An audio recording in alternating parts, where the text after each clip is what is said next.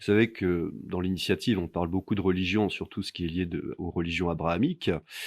En fait, cette conférence-là, elle me semblait importante dans le sens où on va retrouver beaucoup de termes à la base qui sont romains, latins, dans le christianisme aujourd'hui. Il aurait été question de voir justement le sens premier, la signification de ces termes, et également de voir quelles traces on peut avoir dans cette religion romaine qui a servi de substrat direct ou indirect pour ensuite l'Église catholique romaine. Donc, vous allez voir que cette religion romaine, elle est très, très éloignée de nos conceptions modernes et abrahamiques, et donc vous allez être un petit peu surpris, mais je pense que c'est aussi intéressant de plonger justement dans l'univers mental de ces Romains. Alors, déjà, vous pouvez voir, bon, je me suis inspiré notamment d'un livre, hein, qui est le livre La religion des Romains de John Scheid. John Scheid, c'est un historien français, membre honoraire du Collège de France, qui est spécialisé dans la religion romaine. Il avait écrit ce livre-là à l'intention de ses doctorants, pour qu'ils comprennent justement les bases et les principes de la religion romaine. C'est un livre qui est très conceptuel. Il n'y a pas beaucoup d'exemples précis, il n'y a pas beaucoup de concret, mais si jamais vous vous intéressez à la religion romaine, je vous conseille vraiment de lire d'abord ce livre, qui est très facile à lire, qui est très scolaire, hein, pour justement servir d'introduction. On commence tout de suite par une citation de Cicéron. Cicéron qui est un homme politique romain qui a vécu au 1er siècle avant Jésus-Christ. Alors, en histoire, on dit avant Jésus-Christ, on dit des fois aussi avant notre ère. Ouais, vous entendrez avant notre ère, mais ça voudrait dire avant Jésus-Christ. Et donc Cicéron, le sénateur qui a aussi écrit énormément de traités philosophiques, nous dit dans l'ouvrage De la nature des dieux, qu'il a écrit en 45 avant notre ère, c'est par la piété et la religion que nous l'avons emporté sur tous les peuples et les nations. Donc, dans ces mots-là, Cicéron, il donne une importance fondamentale à la religion et à la piété concernant la puissance de Rome. Et justement, il va être question d'expliquer cela avec cet exposé. D'abord, on va faire un peu d'éléments de rappel de contexte historique. On a d'abord la fondation de Rome qui est établie historiquement en 753 avant Jésus-Christ. Fondation de Rome, vous connaissez par Romulus. Donc, pour vous faire l'histoire, Rome, Rémus et Romulus, voilà. Donc, ils sont les fils d'une Vestale qui a été, qui a été on va dire engrossée par Mars. Donc ils ont une origine divine évidemment, et comme les Vestales, elles ont un vœu de pureté, de virginité, celle-ci va être, emmurée vivante, et les enfants vont être jetés et vont être récoltés par une prostituée qu'on surnommait Lupa. Donc c'est pour ça que vous avez en fait, hein, le mythe de la louve romaine. C'est derrière aussi, il y a une interprétation littéraire, prostituée, la louve. Il y a une confusion qui est justement, entretenue par les auteurs romains à propos de ça. Bon, sachant que le loup aussi, il y a une comment dire?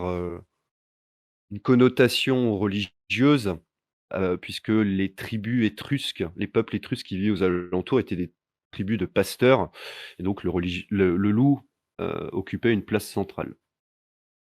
Ensuite, on arrive à la période monarchique. Romulus, c'est le premier roi, et on oublie souvent à Rome, mais il n'y a pas eu que la République ou l'Empire, il y a eu d'abord une monarchie avec quelques rois qui se sont succédés. On va passer, rapidement dessus. Il faut juste que vous reteniez que les derniers rois sont des rois étrangers, des rois notamment, sûrement étrusques, et que le dernier roi va être chassé en 509 avant Jésus-Christ, ce qui marque le début de la République romaine. Alors, quelques mots sur cette république, res publica, ce qui veut dire, la chose publique.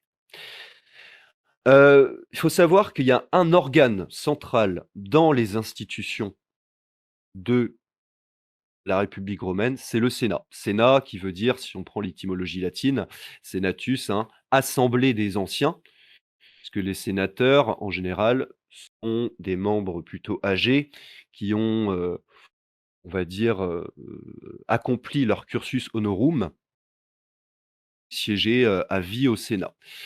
Donc juste ce diagramme, il peut faire peur un petit peu sur la présentation, des institutions, romaines, républicaines. Sachez que ce qui est important, c'est de voir que le Sénat constitue le centre politique et aussi religieux, on va le voir, de la République romaine et qu'autour s'articulent ce qu'on appelle des magistratures. Hem, Magistrature donc pas au sens contemporain de magistrat, c'est-à-dire lié à la justice. En fait, ça va être des rôles politiques majeurs, donc par exemple les consuls, les préteurs, les questeurs, les censeurs, tribuns de la plèbe et cetera. Donc retenez juste que république, c'est sénat avec derrière des magistratures dont les magistrats sont élus par des comices, c'est-à-dire des assemblées de citoyens romains. Attention, je précise juste, heu, la République romaine n'est pas une démocratie. Ensuite, après la République, on a la période impériale, qu'on situe historiquement en -27 avec la fondation de l'Empire romain. Vous voyez ici, sur la frise. Donc quelques rappels quand même sur cette période impériale et sur ses débuts. Or, d'où vient le mot impérial? Le mot empereur, empire? Il vient du mot imperator, qui à la base veut dire commandant, commandement. C'était un titre, qui était attribué à des consuls, par exemple, ou à des généraux victorieux. Et donc ce titre-là d'imperator, c'est ensuite ce qui va fonder, le mot empereur. Pour l'instauration de l'empire, il faut savoir qu'au 1er siècle avant Jésus-Christ, on va avoir une période de grand déséquilibre politique, avec des personnages de la République romaine qui vont accumuler énormément de pouvoir par rapport à d'autres, ce qui va créer donc un déséquilibre et ces personnages-là vont se rassembler en triumvirat. Le premier triumvirat, vous le connaissez sans doute, un personnage, c'est Jules César. Jules César, attention, qui n'a jamais été empereur. Jamais César n'a jamais été empereur. Quand on dit que c'est le premier empereur, et cetera, c'est complètement faux historiquement. César se définissait plus lui-même ou avait l'ambition de devenir un monarque et c'est pour ça qu'il a été assassiné par les sénateurs en 44 avant Jésus-Christ, pendant les Ides de mars, c'est-à-dire le 15 mars. Le premier empereur, j'ai mis «empereur» entre guillemets, c'est Octave qui devient Auguste. Mais attention, Auguste, dire Octave, ne s'est jamais fait appeler empereur de son vivant. En tout cas, si, il se faisait appeler impérator, mais lui, il a pris le titre de princeps, qui veut dire premier des citoyens, ce qui a donné ensuite le mot prince, principat, d'accord? Heu, Auguste, il se définissait plus comme le pater familias à l'échelle de Rome. Voilà, tout simplement. Donc, attention, hein, à nos conceptions modernes. Il faut pas, avoir une vision un peu à la Star Wars. Vous avez Palpatine qui déclare d'un coup la naissance de l'Empire. C'est pas du tout ce qui s'est passé. Auguste, pendant tout son règne, lui, son but, ça va être de montrer qu'il a refondé et donc qu'il a sauvé la République. Ça va être celui qui rétablit l'ordre et la paix. Voilà.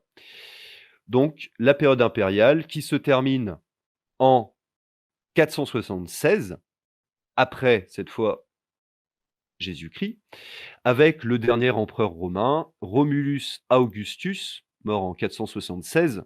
Alors Romulus Augustus, symboliquement, vous voyez qu'il porte le nom du fondateur de Rome et également le nom du premier empereur.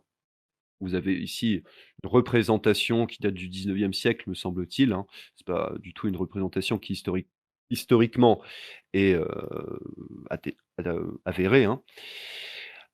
Attention cependant, en 476, la chute de l'Empire romain tout court, c'est la chute de l'Empire romain d'Occident, puisqu'on se souvient qu'en 395, l'empire a été divisé en 2, avec la partie occidentale, dont la capitale était Rome ou Ravenne aussi, qui va chuter en 476, mais il y a toujours la partie orientale, dont la capitale était Byzance, qui a été, rénovée par Constantin, qui s'est ensuite appelé Constantinople, qu'on a appelé l'Empire byzantin et qui durera encore 1000 ans après.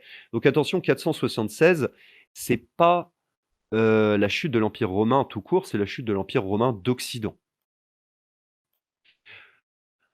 Donc, ces éléments de contexte historique étant faits, on peut parler maintenant du contexte un petit peu géographique. Vous voyez que Rome, elle n'est située dans une région qu'on appelle le Latium, en Italie, comme vous le voyez ici. Et vous voyez que Rome va, au fil des guerres, au fil des siècles, s'étendre territorialement. Donc je vous ai mis ici une carte qui est en anglais, mais qui pour moi est très précise et très utile concernant justement les différents territoires acquis par Rome au cours des guerres. Donc au niveau des bornes géographiques, on se situera dans le bassin méditerranéen, concernant notre exposé quand on parlera de la religion romaine. On va passer à des éléments de définition. Donc, on va définir les 2 termes du sujet. On va définir religion et on va définir romain, puisque le sujet, c'est la religion des Romains. Alors, vous allez voir que dans la définition de la religion, je vais être dans un premier temps assez sommaire, puisque cette définition-là, on va la préciser ensuite dans le développement. Donc, la religion, c'est tout simplement un ensemble de croyances en des forces, entités suprahumaines ou supranaturelles, qui sont associées à des rites qui sont effectués par une communauté donnée, une communauté de croyants. Voilà, donc c'est la religion, basiquement, c'est une croyance associée à des rites et avec autour une communauté. Alors, à noter, en fonction du contexte, que la religion romaine, elle va évoluer, notamment à travers l'intégration de nouveaux dieux à Rome. Attention, c'est pas parce qu'il y a l'intégration de nouvelles divinités qu'il y a une rupture avec la tradition et que la religion romaine s'en retrouve transformée dans son essence même. Puisque, vous allez le voir ensuite, on va le voir, l'intégration de nouvelles divinités et les évolutions de la religion romaine sont traditionnelles, traditionnalistes, si vous voulez. Donc c'est pas du tout un contresens de dire que la tradition de la religion romaine perdure alors qu'on a même l'intégration de nouvelles divinités. Pour ce qui est des Romains, alors on a une définition là aussi qui est changeante au cours du temps. Évidemment, en premier lieu, on retrouve les habitants de la cité de Rome en elle-même, qui ont des droits civiques. Et avec l'extension territoriale de Rome et l'intégration des peuples vaincus, Romains, ça veut désigner les habitants du territoire sous la législation romaine qui vont se voir accorder des droits civiques. Globalement, tout en bas de la pyramide, on avait les esclaves. Ensuite, on avait les affranchis. Ensuite, on avait les pérégrins, c'est-à-dire les étrangers. On avait les plébéiens et les patriciens, sachant que plébéiens et patriciens font partie des citoyens romains. Et au-dessus, à partir de la période impériale, on a évidemment l'empereur. Donc au niveau des bornes, on va commencer au IIIe siècle avant Jésus-Christ pour terminer vers le IVe, Ve siècle, d'accord? Et au niveau des bornes géographiques, on le répète, on va s'intéresser à l'échelle du bassin méditerranéen. Alors, c'est pas très académique, mais on va se poser 2 questions au cours de cet exposé. Première question, dans quelle mesure la religion romaine s'inscrit-elle pleinement dans une dimension civique et politique, c'est-à-dire étant le vecteur principal de la cohésion de la cité? La première problématique. Et deuxièmement, quels sont les éléments de la religion romaine qui serviront de substrat à l'Église catholique romaine? Donc pour ça, on va faire un plan qui repose sur beaucoup de points. J'ai pas voulu faire un plan en 2 ou 3 points, académiquement parce que je trouve que ça rompait un peu avec la perspective pédagogique qu'avait cette conférence, cet exposé. Donc on va passer au développement et on va faire tout d'abord un avant-propos historiographique. Alors, pour précision, l'historiographie, c'est l'écriture de l'histoire, c'est-à-dire comment est-ce que, au fur et à mesure du temps, du passé, on a justement pratiqué l'histoire avec différents paradigmes, différentes méthodes, différents points de vue. Et au niveau historiographique, il y a 3 éléments assez intéressants à observer. D'abord, la question de la décadence, puisque dès le 19e siècle, on a jugé la religion romaine décadente, ce qui pouvait justement expliquer par la suite le succès du christianisme. Alors, sachant que certains, par, on va dire, analogie, qui étaient anticléricaux au 19e siècle, parlaient de la décadence de la religion romaine pour justement parler d'une certaine décadence de la religion catholique, l'Église catholique, pardon, de la religion chrétienne. Bon, globalement, nous, dans notre conférence, on va pas juger de la décadence des de la religion romaine. Les Romains eux-mêmes étaient obsédés par ce concept de décadence, mais c'est pas vraiment ce qui nous intéresse nous. Nous, ce qu'on va parler, c'est du fonctionnement à proprement parler de la religion romaine. Et on a aussi historiographiquement la question des origines et de la pureté de la religion romaine.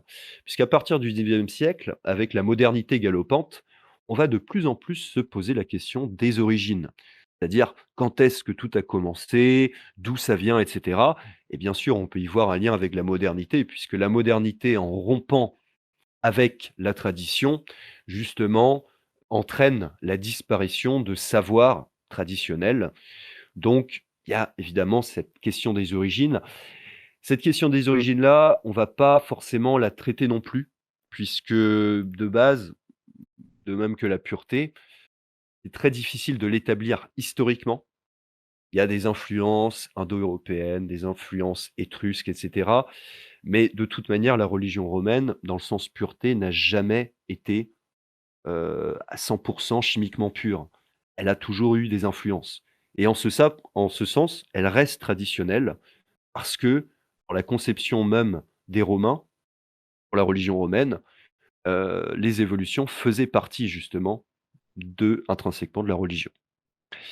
Alors, passé ces avant-propos historiographiques, on va pouvoir passer un peu dans le vif du sujet et on va parler tout d'abord des principes de la religion romaine. Et vous allez voir que déjà, on va commencer à s'éloigner de nos conceptions modernes, contemporaines, voire même aussi abrahamiques. Déjà, premier point, la religion romaine est une religion sans révélation.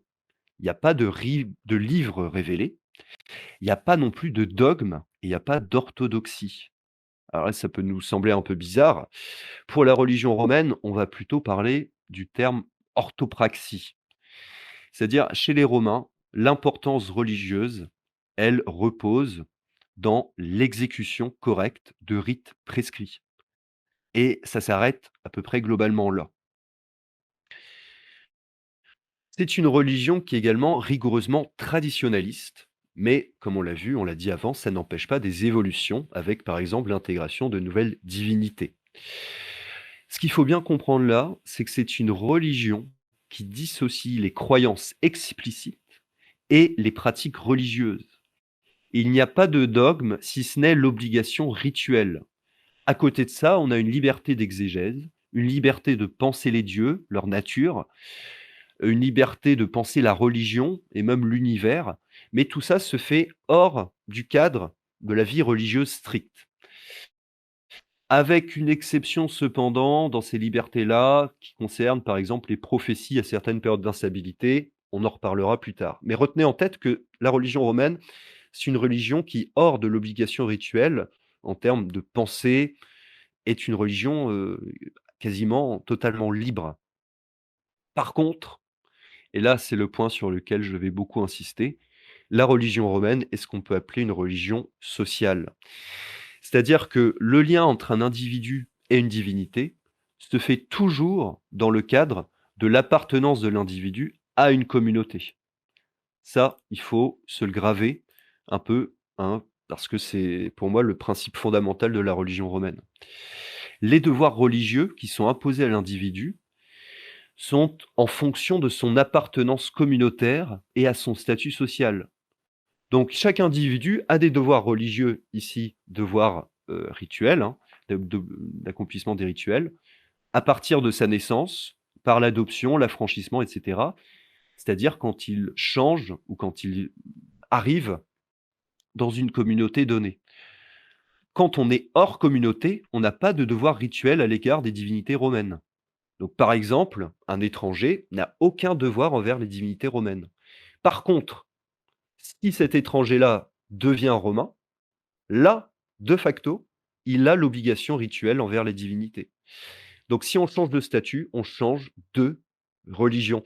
Il n'y a pas une religion romaine. L'individu est avant tout pensé par son statut. C'est un citoyen, un membre d'une famille, d'un métier, etc. La religion romaine n'existe pas en tant que telle. Il nous faudrait, pour être plus juste, plutôt parler de religion romaine au pluriel. Il existe en fait autant de religions que de statuts. Les légions ont leur religion, les artisans ont leur religion, les quartiers ont leur religion, les familles, les cités, etc. Autant qu'il y a de communautés, il y a de religions. Avant-dernier point, la religion romaine ne cherche pas le salut de l'individu et de son âme immortelle dans l'au-delà. C'est tout le contraire en fait. Elle cherche le bien-être de l'individu, mais au sein d'une communauté, et ce sur le plan terrestre. Donc les religions, les dieux, pardon, ils ont un lien avec l'individu en tant que membre d'une communauté, je le répète. Dernier point, c'est une religion sans autorité ni chef unique. L'autorité religieuse, elle est toujours morcelée. Donc au niveau des prêtres, il y avait ce qu'on appelait des collèges de prêtres, les pontifes, les augures, etc. Et la religion romaine n'a pas de fondateur divin ou envoyé de Dieu. Les fondateurs d'une religion, à Rome, ce sont les fondateurs d'une communauté donnée. Par exemple, les fondateurs de Rome, les fondateurs d'une famille, les fondateurs d'une cité, etc. Et ce sont eux qui vont instaurer la tradition à suivre concernant cette religion et les rites prescrits. Alors, à noter juste qu'on avait quand même un culte commun parmi les citoyens qu'on appelait le culte public, c'est-à-dire qui concerne Rome et les citoyens. Donc, si on fait le point, la religion romaine, on le voit, hein, est avant tout une religion civique et politique. Politique, je dis, à prendre dans le sens du politique et non pas de la politique. Je vous rappelle, il y a une différence entre la politique et le politique. La politique, c'est tout ce qui concerne les partis, les idées, les stratégies politiques, etc. Et le politique, c'est tout ce qui concerne les institutions. Alors, les différences entre les différentes classes sociales étaient très grandes ou pas? Est-ce que, par exemple, la communauté des artisans à Rome a eu le même culte que les artisans de Gaulle, par exemple? Non, pas du tout. C'est eux qui vont choisir des divinités en fonction du fondateur de, par exemple, ce corps de métier ou de la famille, et cetera. Les divinités étaient très diverses. En fait, elles étaient dans un nombre incalculable. Donc, pour continuer, c'est vrai qu'il est très difficile, à comprendre de notre point de vue moderne, puisque nous avons tendance à dissocier dimension religieuse et politique, à savoir ce qui relève du politique ou du religieux. Alors si on commence à aborder la société romaine avec cette ambition, avec cette logique, on est forcément destiné à se tromper. On ne peut pas, pour la religion romaine, séparer le religieux et le politique. Ils forment un ensemble commun, indissociable. Ils sont enchevêtrés.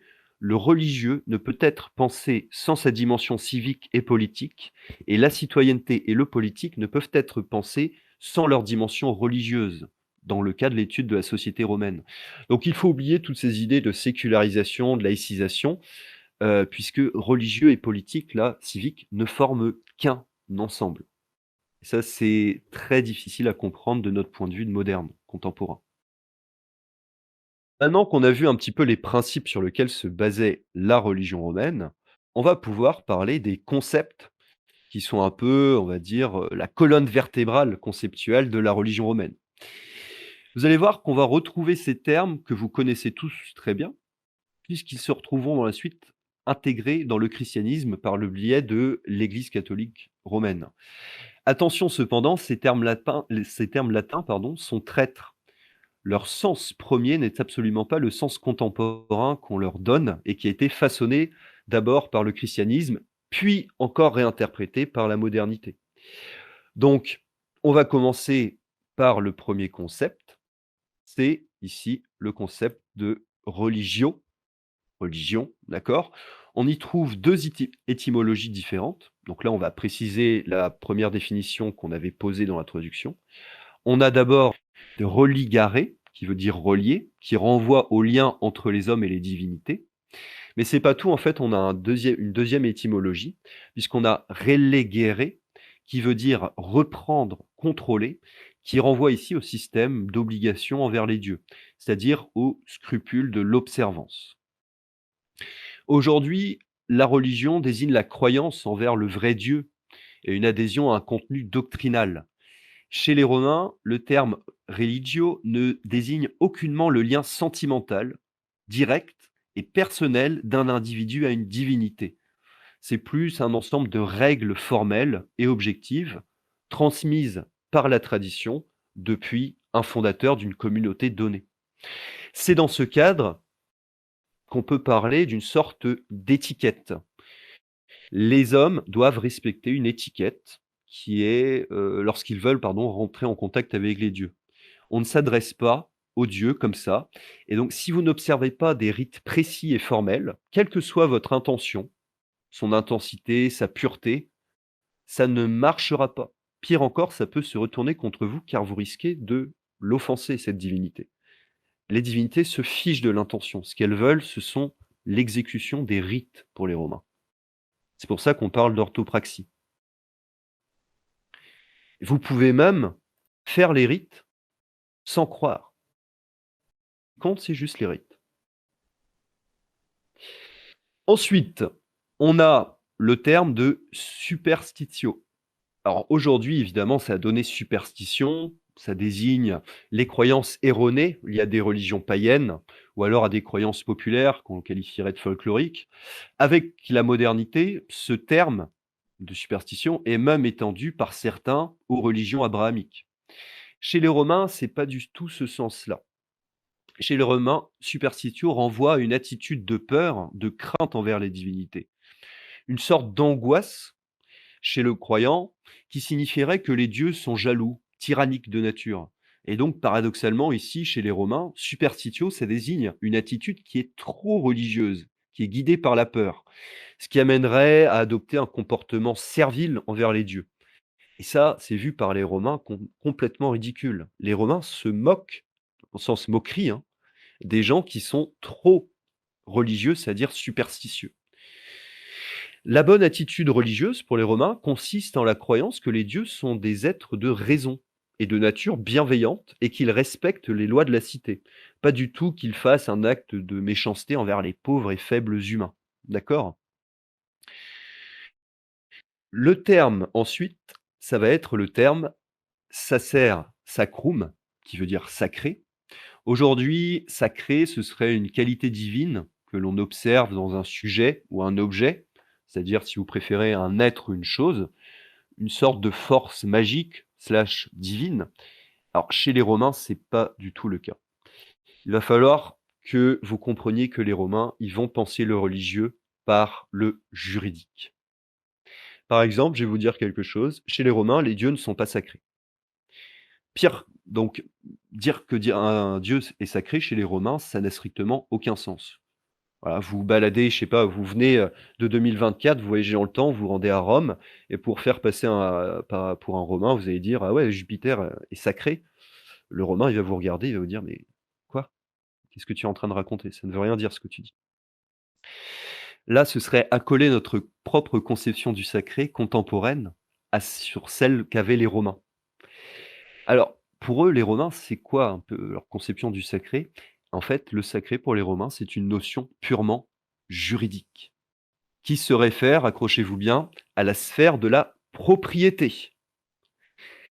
Est sacré ce qui relève de la propriété privée d'un dieu, un bois sacré par exemple. Cette propriété, comme toute autre des hommes, est jugée inviolable et toute atteinte à cette propriété divine se nomme un sacrilège. Comment sacralise-t-on un lieu ou un objet?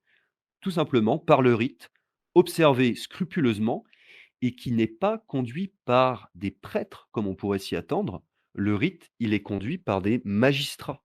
C'est là où on voit aussi le caractère éminemment politique et civique de la religion romaine. Et je vous rappelle, les deux sont fortement enchevêtrés. Là encore, on voit donc le caractère très politique de la religion romaine. Alors, parfois, le caractère sacré d'un objet ou d'un lieu apparaissait de lui-même. Par exemple, ça peut être la foudre qui tombe sur un objet ou un lieu, ce qui signifierait parfois que la divinité désigne là sa possession, sa propriété. Ça nous a également donné le terme consacré, ce qui veut dire passer dans le domaine de la propriété divine. À noter que ce qui est sacré chez les Romains passe forcément par un culte public, c'est-à-dire encadré et validé par l'État, c'est-à-dire les magistrats et le Sénat. Par exemple, l'État peut ainsi se permettre de détruire des objets qui ont été sacrés dans l'ordre de la sphère privée. Par exemple, des cultes, dans le cadre de la famille, des métiers et cetera. D'accord? Donc le sacré, c'est un terme éminemment aussi public. En cas d'atteinte par une personne à un espace ou à un objet sacré, c'est-à-dire qui appartient à une divinité, on procède à ce qu'on appelle une sacratio.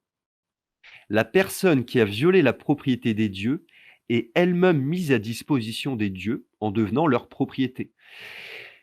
Quand, par exemple, on a quelqu'un qui nous dit que, ma personne est sacrée, alors chez les Romains, c'est pas forcément positif, puisque sacré, ça veut dire quand vous dites que vous êtes sacré, ça veut dire que vous êtes dans la propriété des dieux. Ça peut avoir une connotation très, très négative et très, très funeste pour vous. Globalement, ça pouvait marcher, par exemple, par le serment. La sacratio peut être automatique par le biais du serment en cas de parjure, ce qui entraîne une autoconsacratio. C'est-à-dire que vous jurez quelque chose et si jamais vous rompez votre serment, vous vous mettez d'office, automatiquement, dans la propriété des dieux.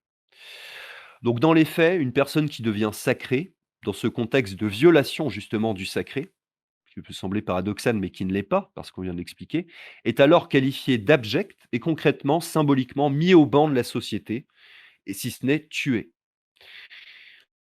L'inverse de sacer, sacrum, c'est profanus. Donc profanus, là encore, ça désigne tout ce qui n'est pas de l'ordre de la propriété divine, c'est-à-dire tout ce qui appartient aux hommes. Toujours une notion juridique. Alors, à noter que profane et sacré ne sont pas irréversibles. Un lieu qui devient sacré peut redevenir profane, un lieu qui est profane peut devenir sacré, mais tout ça est toujours encadré par des rites. Et ça, c'est fondamental. On a également le mot sanctus, qui veut dire saint. Saint, ça désigne tout ce dont la violation est sanctionnée d'une peine, c'est-à-dire qui est protégé par la loi. Il n'y a pas forcément de notion religieuse d'abord au mot saint chez les Romains. Quelqu'un ou quelque chose de saint peut être sacré ou aussi profane. Donc on a des magistrats comme les tribuns de la plèbe ou encore les ambassadeurs du peuple romain, certaines lois, les enceintes de la cité, les traités, etc., qui sont saints. Voilà. En général, la sanction, si on contrevient à la sainteté d'une chose, au caractère saint d'un lieu, par exemple, c'est une sacratio.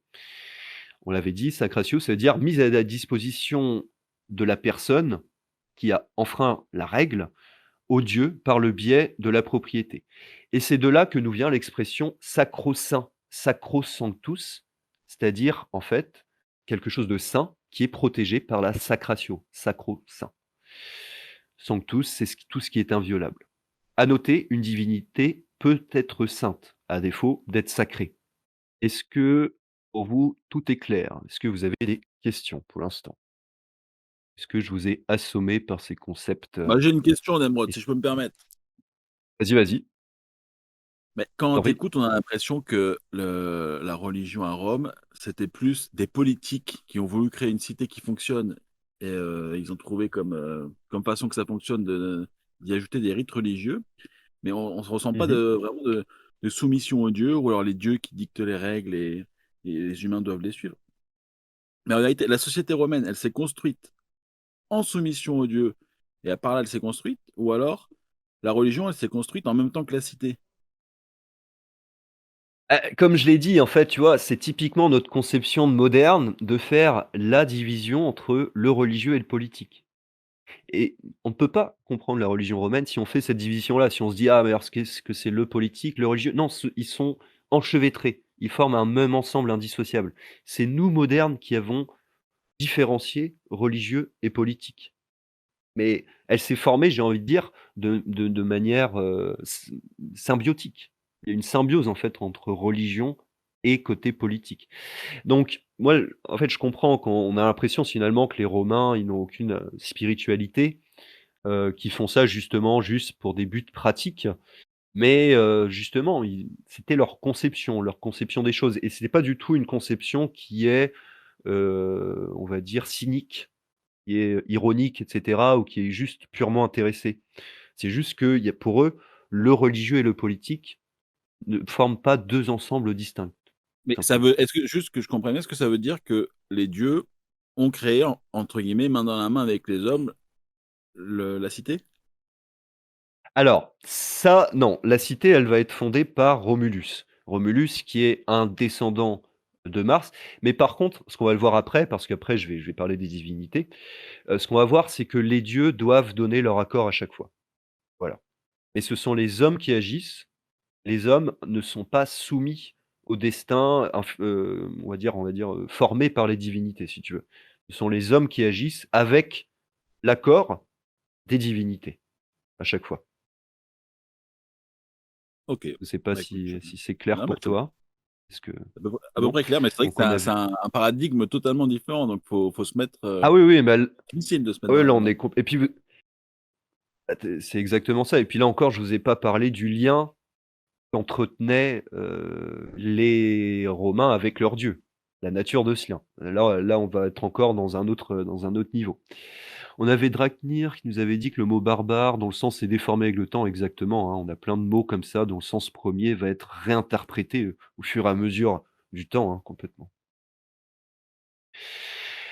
On a également un autre terme, c'est la pietas. Pietas qui veut dire évidemment piété. La piété chez les Romains, ça dépasse de loin le cadre formel de la religion. Alors, on pourrait résumer la piété chez les Romains en un comportement, une conduite de respect envers les dieux, mais également envers ses parents ou encore toute forme de hiérarchie. La piété, elle doit être liée au concept de pureté chez les Romains, qui, là encore, ça va vous étonner, mais qui est juste un état du corps et n'a rien à voir avec l'intention ou la morale. Vous pouvez être impur juste, mais par exemple, parce qu'un membre de votre famille va être amené à décéder. Donc dès que la mort touche votre famille, vous êtes d'office considéré comme impur, alors que pourtant au niveau de l'intention, bah, vous n'avez rien changé, d'accord? Vous n'avez pas péché au niveau moral, mais pour les Romains, c'est pas ça le sens, d'accord?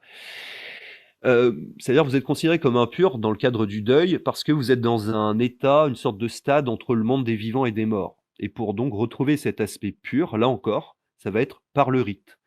Donc il faudra un long processus de rite, s'habiller de sombre, se montrer dans un état de déchéance physique, c'est-à-dire ne plus se raser ou se coiffer, etc., pour accomplir le deuil. Il faut compter plusieurs semaines, par exemple, pour le deuil, et ça symbolise tout simplement une purification. Purification qui a aussi lieu avant tout rite ou tout acte religieux. On se baigne ou on se lave les mains. À l'opposé de la piété, c'est l'impiété, impietas, c'est-à-dire refuser aux dieux les prestations et les droits qui leur sont dus.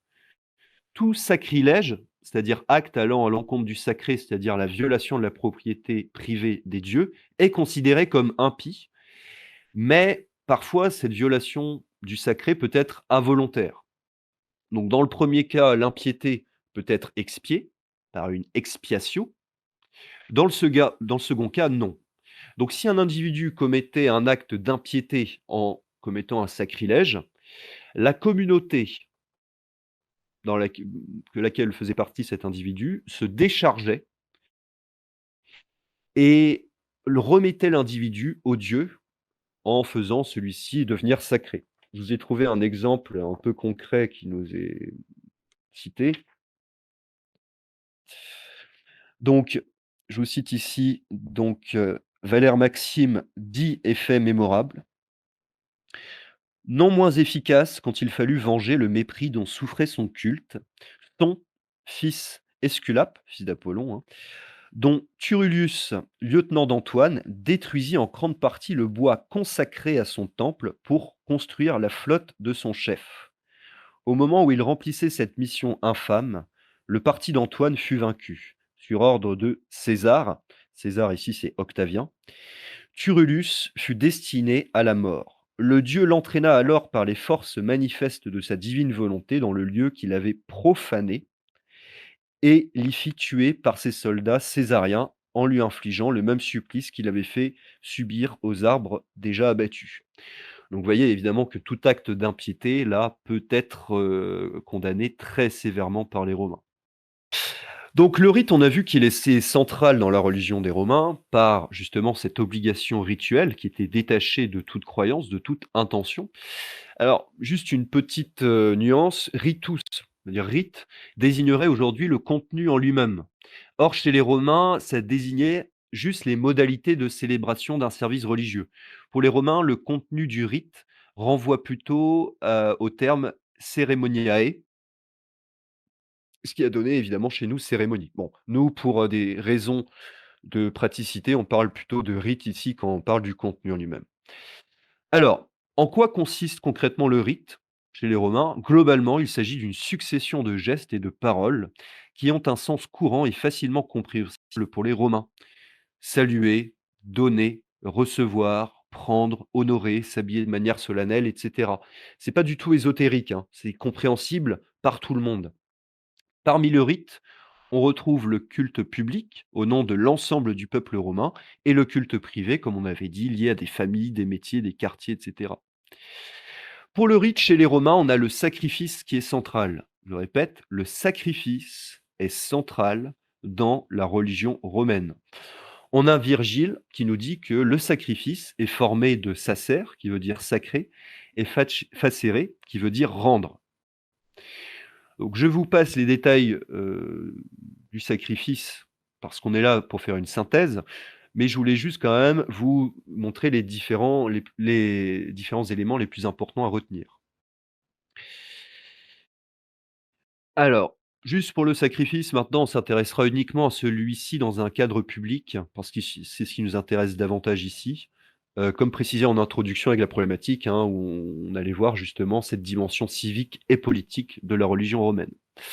Alors, d'abord, il existe des sacrifices animal ou végétal. Si on prend comme exemple le sacrifice animal, on va voir que tout cela est extrêmement codifié avec des étapes précises. Tout sacrifice commence par la prise des auspices, c'est-à-dire on vérifie si les dieux sont d'accord. On reviendra plus tard sur la signification de ces auspices. Donc, pourquoi est-ce qu'on prend les auspices?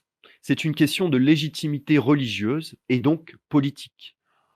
Celui qui préside tout rite d'un culte public est un magistrat de la cité, pas un prêtre. C'est là où on voit aussi la dimension éminemment politique. Un magistrat qui représente le peuple romain, toujours cette dimension communautaire. La première étape du sacrifice, du rite sacrificiel à Rome, c'est la praefatio, c'est-à-dire la préface, où on a l'offrande inaugurale avec du vin et de l'encens. L'encens symbolise l'immortalité et le vin, la souveraineté. Étape suivante, on a l'immolatio, qui consiste à consacrer l'animal, c'est-à-dire à le faire passer dans la sphère de propriété. On rappelle, sacré, c'est une notion juridique chez les Romains. On verse sur l'animal de la farine salée, préparée par les Vestales, quelques gouttes de vin, et on fait passer la lame du couteau sacrificiel sur l'échine de la bête. Tout ça, c'est symbolique, hein, mais ça montre justement le passage de la bête du profane au sacré, c'est-à-dire pour la propriété des dieux.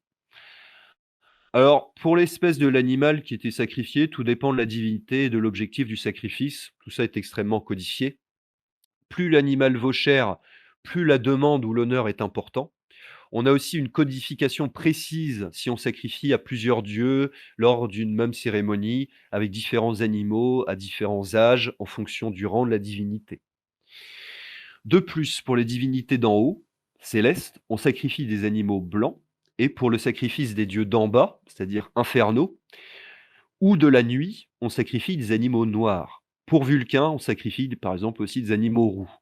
Dans ces animaux, on a donc des poulets, des porcs, des moutons, etc. Donc ça, c'est l'immolation. On a la mise à mort de la bête par un esclave qui doit d'abord demander à la bête son avis. En réalité, on s'arrangeait pour que la bête incline la tête en signe d'accord, c'est-à-dire qu'on lui avait attaché les cornes et on agissait un peu sur ses liens pour qu'elle baisse la tête. Ah, par contre, si jamais la bête commençait à paniquer, le sacrifice était interrompu.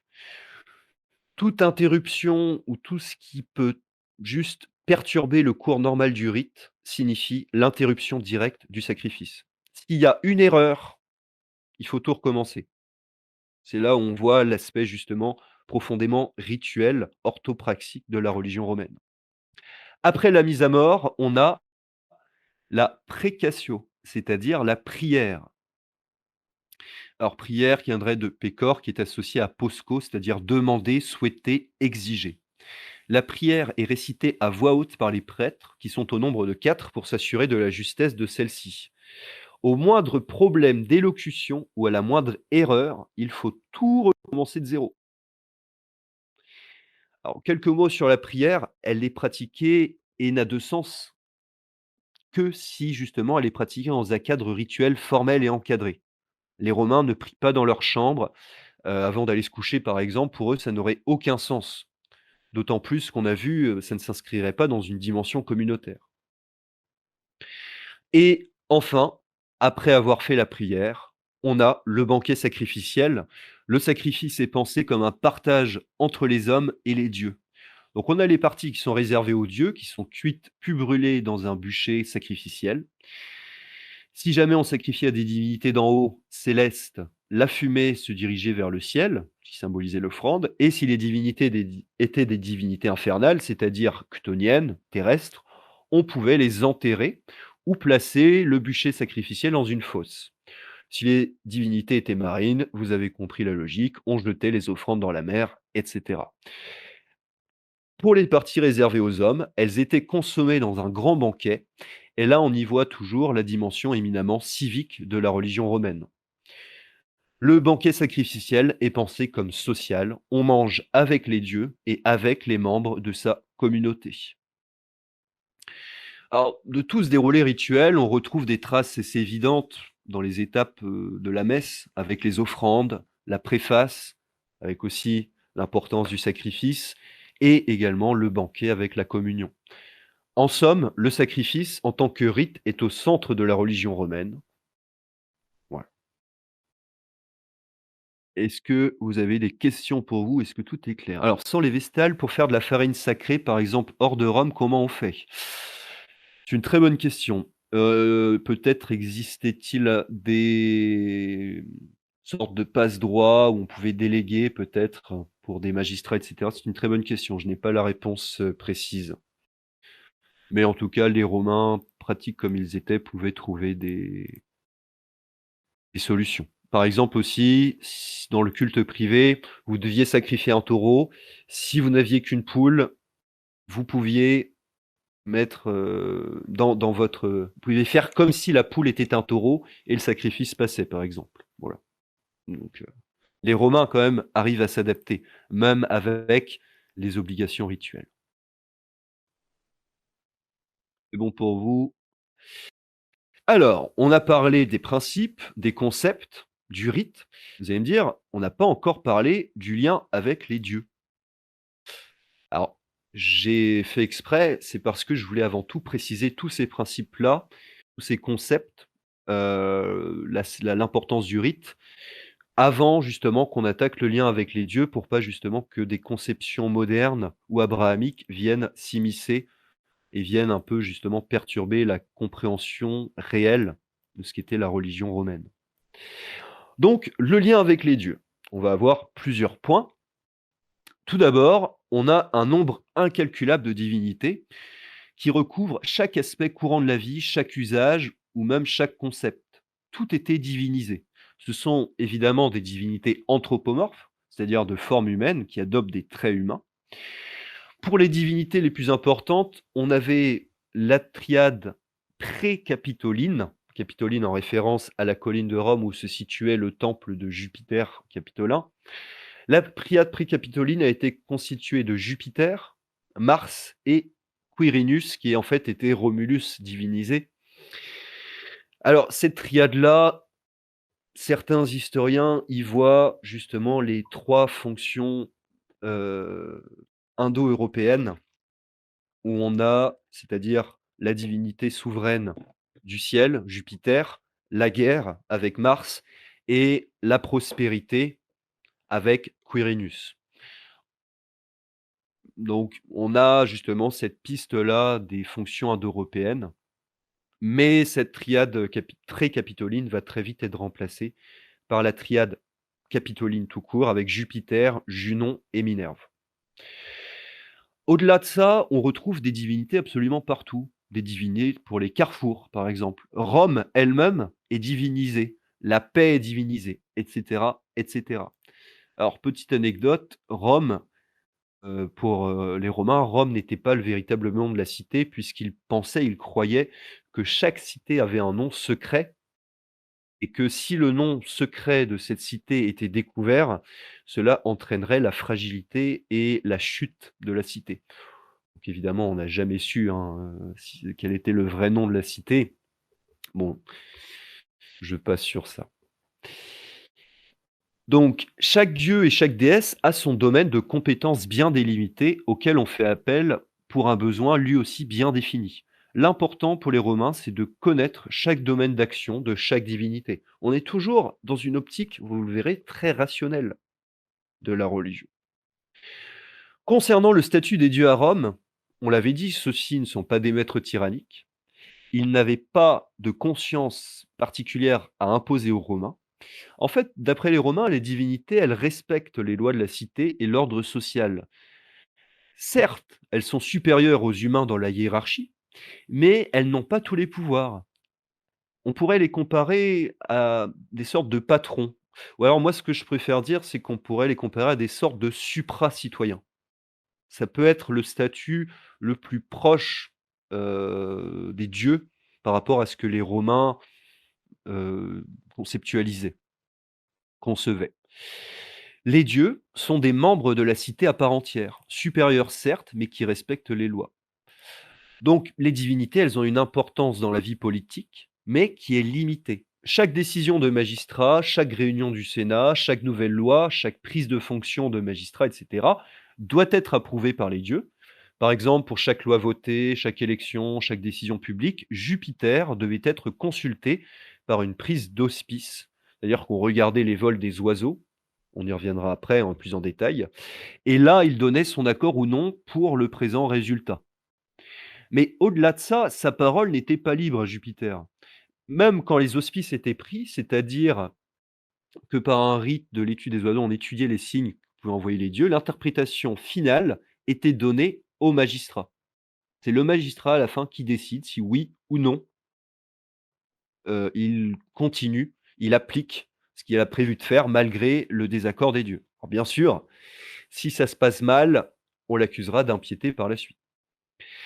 D'ailleurs, on remarque que c'est à chaque fois les magistrats ou le Sénat qui donnent la parole aux dieux dans le cadre de la normalité, sauf exception si offense est faite aux dieux. Donc, au-delà de la conception purement religieuse des dieux, ceux-ci s'inscrivent là encore dans une dimension civique, car membres à part entière de la cité, et une dimension politique, parce qu'ils participent à la vie politique de la cité en ce sens où ils sont consultés. Et donc, en fin de compte, qu'est-ce qu'on peut dire du lien que conçoivent les Romains avec les dieux? Il n'est pas sentimental, il n'est pas passionnel, il est en vérité basé sur la raison. Et en ce sens, retenez bien ça, le lien avec les dieux, il est contractuel. Entre les dieux et les Romains s'établissent des contrats synalagmatiques, c'est-à-dire engageant les deux parties. Les Romains rendent les honneurs qui leur sont dus aux dieux, en raison de leur supériorité naturelle, leur offrant une place de membre de la cité, mais en échange, les dieux offrent leur bienveillance et respectent les lois. C'est ce qu'on appelle, terme très important et central dans la religion des Romains, la pax deorum, c'est-à-dire la paix des dieux. C'est vraiment la pierre angulaire du lien entre les Romains et leurs dieux. Donc pax deorum qui est davantage contractuel.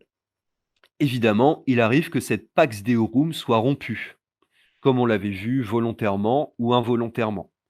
Quand le contrat avec les dieux n'est pas ou plus honoré, c'est-à-dire par exemple qu'un rite a mal été effectué ou qu'un sacrilège a été commis, les dieux envoient des signes appelés présages. Le mot présage, en fait, c'est un signe des dieux. Et quand ils sont vraiment en colère, les présages sont tellement impressionnants qu'ils sont appelés des prodiges, c'est-à-dire une manifestation extraordinaire et spectaculaire qui ne peut être pour les Romains que d'origine divine.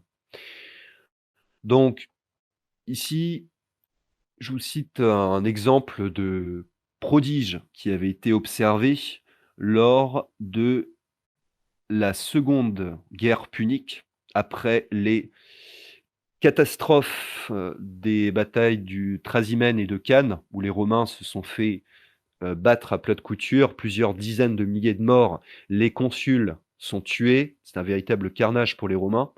Les Romains étaient totalement en panique en face de l'arrivée d'Hannibal et on nous dit: «Les signes les plus impressionnants sont observés en Sicile, avec une éclipse partielle du soleil, en Apulie avec la vision de boucliers dans le ciel, à Capène avec l'apparition de 2 lunes en plein jour, tandis qu'à Capoue, le ciel tout entier s'embrase.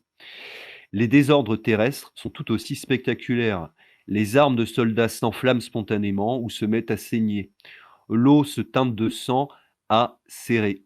Les tablettes des sorts de Phaléris Valérie, pardon, rapetissent au point que l'une d'entre elles tombe avec ces mots: «Mars agite sa lance», et cetera. Donc, vous aviez ces prodiges-là qui étaient repérés, qui annonçaient en général que la Pax Deorum était rompue et donc que pour Rome, c'était pas bon signe du tout. Donc une fois que la Pax Deorum est rompue, il faut réparer les torts qui ont été causés. Là encore, on procède à des rites et ici à une expiation. Alors, celle-ci n'est pas automatique. Le Sénat consulte les prêtres et seulement après consultation des prêtres prend la décision d'approuver ou non l'interprétation des prodiges par les prêtres et d'autoriser la mise en place de rites sacrificiels visant à expier la faute commise. Donc, pour finir, on observe que le panthéon romain ne cesse de grandir au fil des siècles. Je parle là dans le cadre du culte public, même si dans le cadre du culte privé, c'est aussi vrai. C'est-à-dire tout ici ce qui concerne la cité, c'est-à-dire la communauté des citoyens et l'État. Pour résoudre des problèmes tels que la maladie, l'accès à la victoire pour une guerre, etc., les Romains pouvaient être amenés à demander à des divinités étrangères de rejoindre leur cité, sous le conseil des prêtres, mais toujours sous l'approbation du Sénat.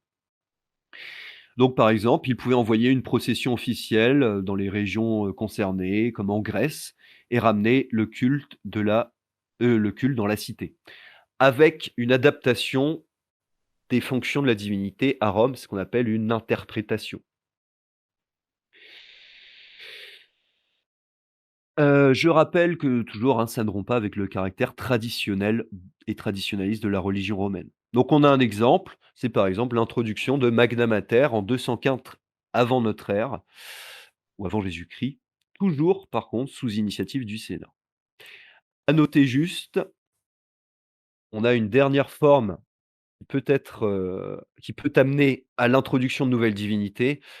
Alors, celle-là me fait beaucoup rire parce que ça montre que vraiment, moralement, les Romains n'ont strictement, aucune limite.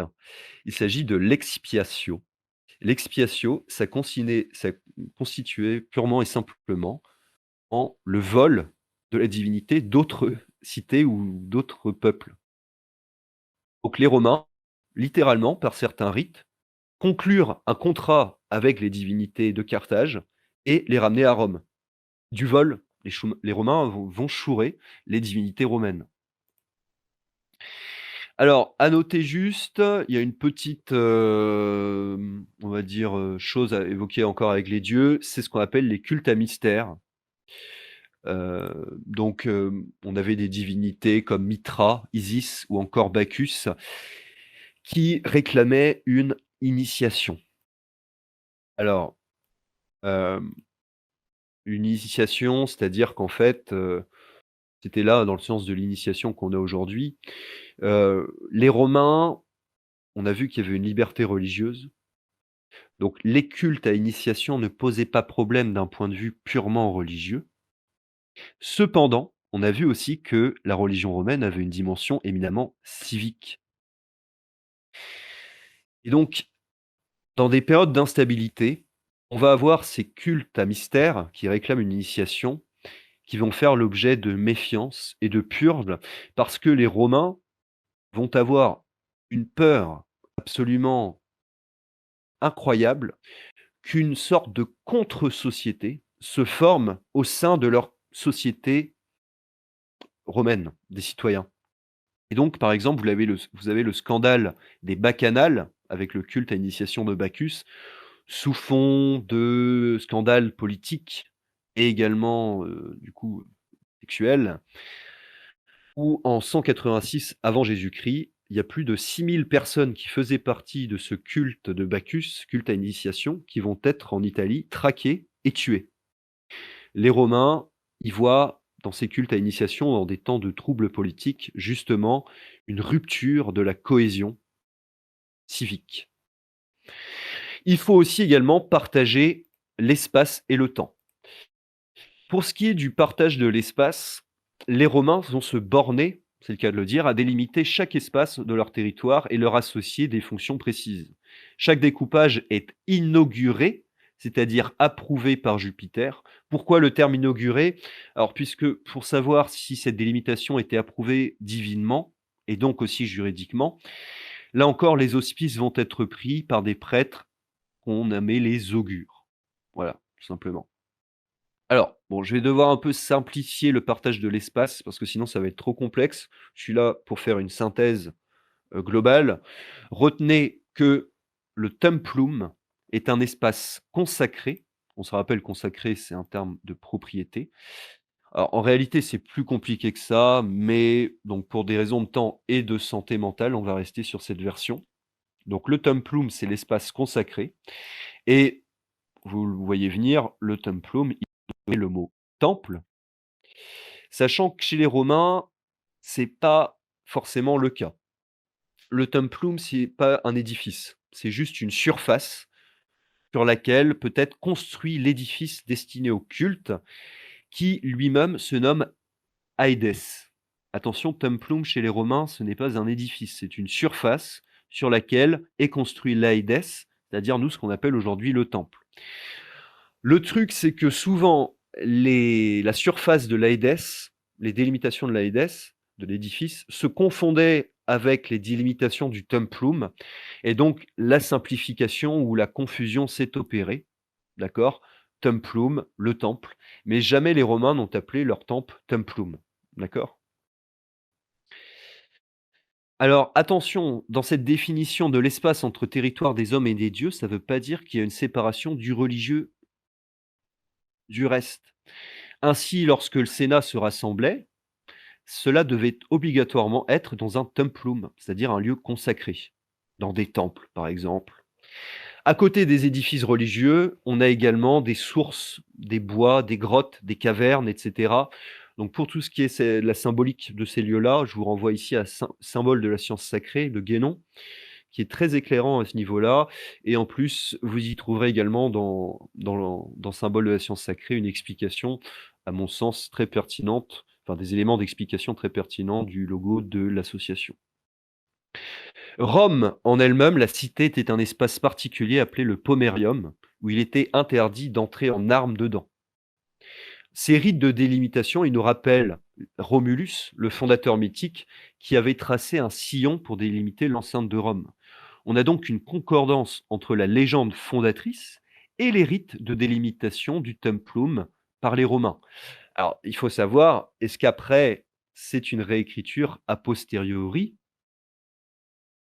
C'est-à-dire qu'en fait, toutes les traces qu'on a justement, ce sont des écrits d'auteurs qui nous parlent bien après, pardon, la fondation de Rome par Auguste. Et donc, il est aussi probable que ces auteurs-là aient fait coller a posteriori la signification des rites du culte public romain à ceux du fondateur de Rome. Voilà. On partage le l'espace, mais il faut aussi partager le temps. Donc, pour le partage du temps, ce qu'il faut retenir, c'est qu'on a plusieurs calendriers. On a un calendrier naturel agraire, basé sur les saisons, sur la pratique même, le travail de la terre. On a un calendrier civil, on a un calendrier militaire, d'accord? Ce qu'il faut retenir, c'est que les Romains, enfin en tout cas les prêtres, ceux qui étaient chargés de la conception du calendrier qu'on appelait pontife. Pontife, ça vous rappelle aussi évidemment un titre que l'on retrouve encore aujourd'hui dans l'Église catholique. Donc ce temps-là était séparé entre jours fastes et néfastes. Faste qui était destiné aux activités humaines et néfaste qui était destiné aux activités des dieux, où les dieux pouvaient vaquer à leurs occupations. Celui qui fixe le calendrier, c'est le grand pontife qu'on appelait le Pontifex Maximus. Et donc dans ce calendrier, vous aviez des mois. Donc on avait janvier, du dieu romain Janus, février, qui vient de fêtes qu'on appelait les Februaria, mars pour Mars, du dieu, hein, mai pour des divinités. On avait juin pour Junon, et on avait, avant juillet, un mois qui s'appelait Iunius, Quintilis, pardon. Et on avait avant le mois d'août, Sextilis, d'accord? Bon, ça a été renommé, ça des gens l'ont déjà dit. Oui, bah, justement Dragnir l'avait déjà posté. Ça y Auguste a fait renommer, hein, ces 2 mois-là, justement pour, dire promotion politique. Je passe sur, vraiment le fonctionnement du calendrier parce que c'est extrêmement complexe. César va réformer le calendrier pour faire le calendrier qu'on connaît aujourd'hui. Il y avait ce qu'on appelait des jours intercalaires pour que ça colle au cycle solaire et cetera. Là, c'est vraiment si ça vous intéresse, je pourrais vous donner des ressources à ce sujet-là, mais là, ce soir, on s'éloignerait un peu du sujet principal qui est la religion romaine à proprement parler. Ce qui est plus intéressant, donc là, juste, je vous ai mis sur cette diaporama un calendrier romain qui date du 1er siècle avant Jésus-Christ. On voit justement ces mois. Donc là, vous pouvez voir qu'on a bien les 12 mois. Ça commence à janvier, d'accord? Et que à chaque mention de ces mois, vous avez les jours et qu'à côté des jours, vous avez soit la lettre F pour faste, soit la lettre C qui veut dire comitial, c'est-à-dire là où se réunissaient les comices, les assemblées des citoyens, et enfin le N pour néfaste, donc partage du temps. Et dans cette année, un cycle de fêtes et vous allez avoir certaines fêtes qui vont ensuite perdurer, qui vont être christianisées. C'est ce qu'on appelle du syncrétisme, d'accord? C'est quand on va avoir la réinterprétation d'une fête, d'abord païenne, ici pour le christianisme. Alors je vous ai mis plusieurs exemples. On a l'exemple des Lupercales se passait en février, 14 février. Si je vous dis 14 février dans le chat, est-ce que vous savez à quoi ça correspond comme fête aujourd'hui? La C'est Saint-Valentin. la Saint-Valentin, c'est ça. Bah, la Saint-Valentin, en fait, à la base, chez les Romains, ça s'appelait les Lupercales, qui était en fait une fête, le 14 février, qui était symbole de fertilité.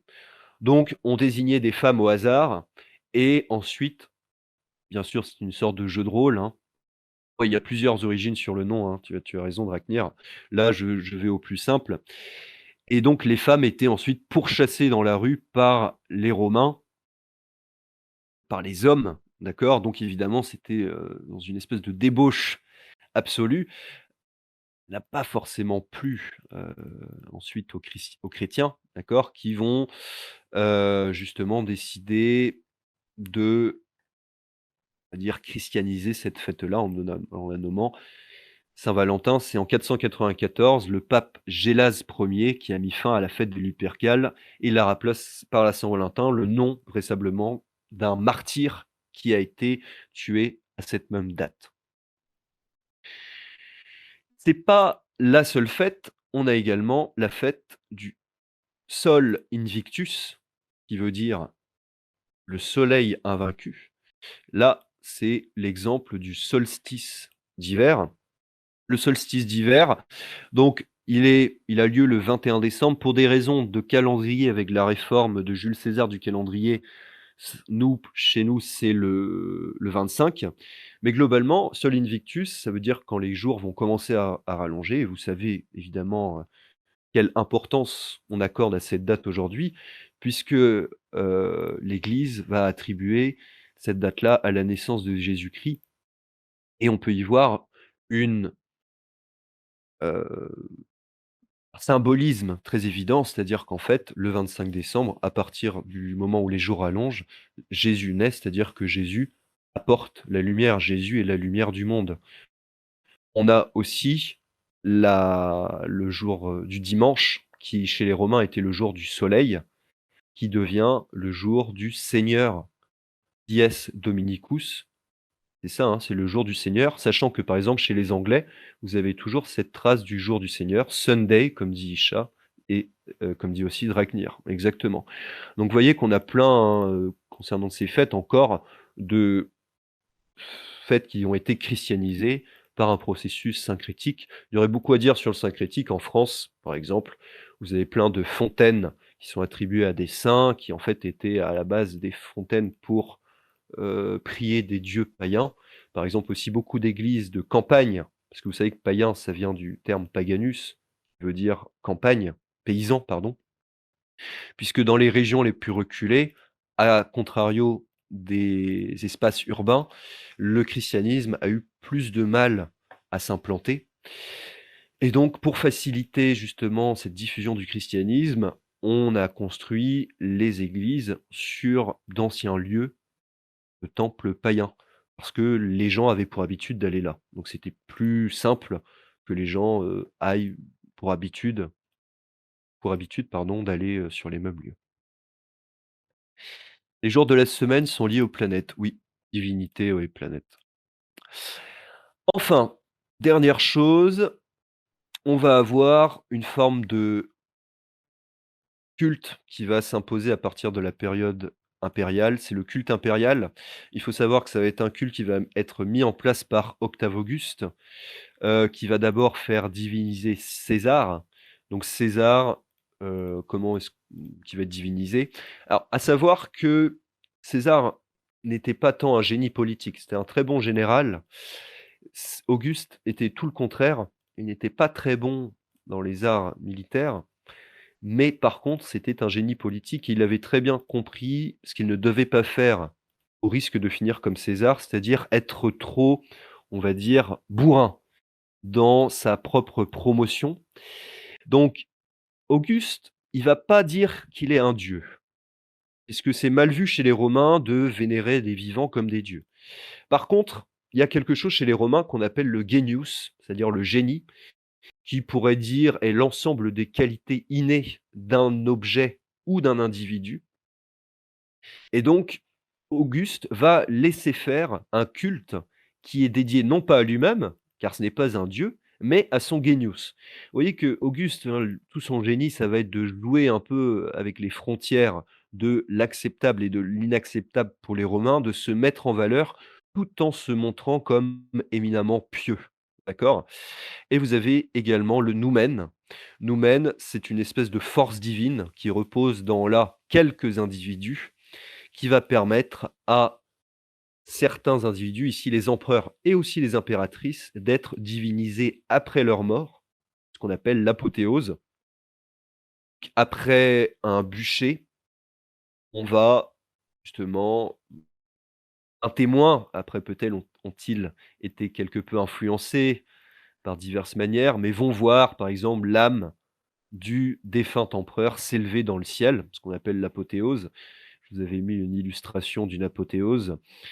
Hem, Ce qu'il faut savoir, c'est que le culte impérial, il va être une obligation civique dans tout l'empire et ça va être la seule obligation, rendre hommage à une divinité en particulier dans l'empire.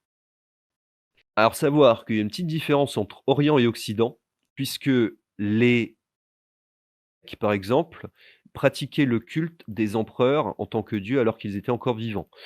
Alors, de toute façon, les Romains, hein, ils considéraient tout ce qui était oriental et grec comme dégénéré. Voilà, tout simplement.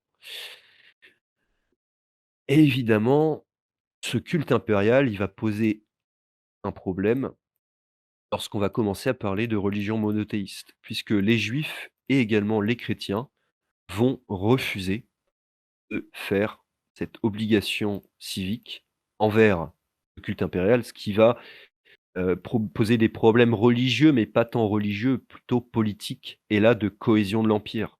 Et donc c'est pour cette raison-là aussi, d'abord que les chrétiens pardon, vont être persécutés par refus impérial. Donc finalement, la religion romaine, c'est une religion rationnelle qui tend à rationaliser les choses. Alors je parle pas tant de rationalisme des Lumières là, hein, mais je dis une religion qui tend à tout expliquer. Les Romains n'aiment pas les mystères, d'accord? Il faut tout délimiter, que ça soit au niveau spatial, au niveau temporel. Il faut que ce soit en accord avec les dieux. Les dieux eux-mêmes, tous leurs domaines doivent être connus et pour ça, on passe par la divination. La divination, hein, qui passait par l'étude des oiseaux, auspice, auspicia, hein, oiseau, en latin. Quelques mots sur les prophéties. Attention, la divination chez les Romains, c'est-à-dire prendre les auspices par les augures, n'était pas vu comme de la lecture dans le futur. Pas du tout, ce ne sont pas des prophéties. C'est juste la divination, savoir si on a l'accord des dieux ou pas pour accomplir ce qu'on veut accomplir, c'est tout. Les prophéties, elles avaient un statut un peu ambigu chez les Romains, puisque à certaines périodes, notamment par exemple avec Auguste, sous le principat d'Auguste, les prophéties vont être traquées et brûlées parce qu'elles pouvaient avoir un rôle politique de justement,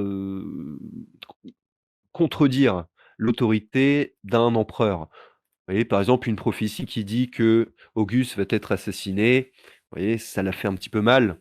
Donc on va traquer et brûler les prophéties dans les livres à Rome. Donc ces auspices, ils sont pris par les augures.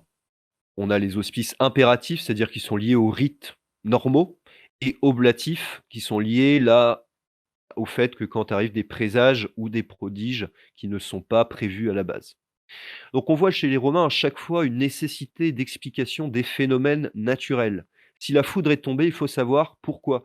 Donc on va consulter les prêtres, parce que je vous rappelle que chaque présage ou chaque prodige peut être le signe que la Pax Deorum est rompue. Et donc que c'est très dangereux pour Rome de ne pas rétablir le contrat avec les dieux. Également, les Romains, pour prescrire des rites dans le cas de prodiges, pouvaient consulter les livres sibyllins. Alors, sibyllin, vient de la Sibylle de Cume, qui vient de Grèce, qui avait amené au roi 9 livres sibyllins, qui en fait sont un ensemble de vers assez ésotériques. Ce pas des livres avec une histoire à part entière dedans, hein, c'est un ensemble de vers.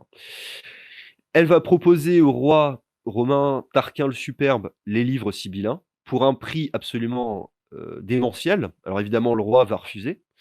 Donc la Sibylle lui dit d'accord, elle part, elle brûle 3 livres, elle revient le lendemain avec 6 livres et elle propose les 6 livres avec le même prix. Le roi, il va lui dire: «Mais attends, tu te fiches de moi ou quoi? Je t'ai déjà dit non une fois et en plus tu reviens avec 6 livres au même prix, ça va pas du tout». Donc elle repart, elle brûle encore 3 livres et là, elle revient encore le surlendemain avec 3 livres seulement, qu'elle propose au prix des 9. Et là, le roi commence à douter. Il est conseillé par ses prêtres et là, ils lui disent: «Bon, si vraiment elle insiste comme ça, c'est qu'ils doivent être très importants» et donc le roi finit par les acheter. Les livres sibyllins sont entreposés au Capitole. Ils vont être, brûlés à un moment donné, mais ils vont être reconstitués. En gros, dans les livres sibyllins, on trouvait pas l'avenir. On trouvait juste des rites prescrits pour résoudre des problèmes.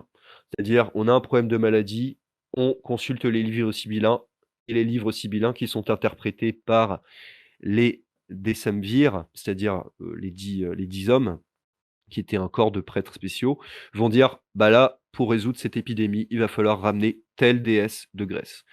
Ou encore, c'est arrivé par exemple, hem il va falloir là enterrer un couple pardon de Gaulois et de Grecs vivants sous le forum. C'est déjà arrivé dans des périodes de crise assez importantes, à Rome. Donc, en conclusion, on a vu le caractère éminemment civique et politique de la religion romaine, avec cette justement dimension éminemment communautaire. Je vous rappelle que dans la religion romaine, il n'y a pas de lien direct entre l'individu et les dieux, ça passe forcément par une communauté, par un statut. Et nous avons également vu des concepts, le sens premier de concepts qui vont se retrouver par la suite dans le christianisme, de même que des fêtes également. Je vous remercie beaucoup pour l'écoute de cette conférence. Si vous avez des questions ou tout simplement des remarques, ce sera avec plaisir.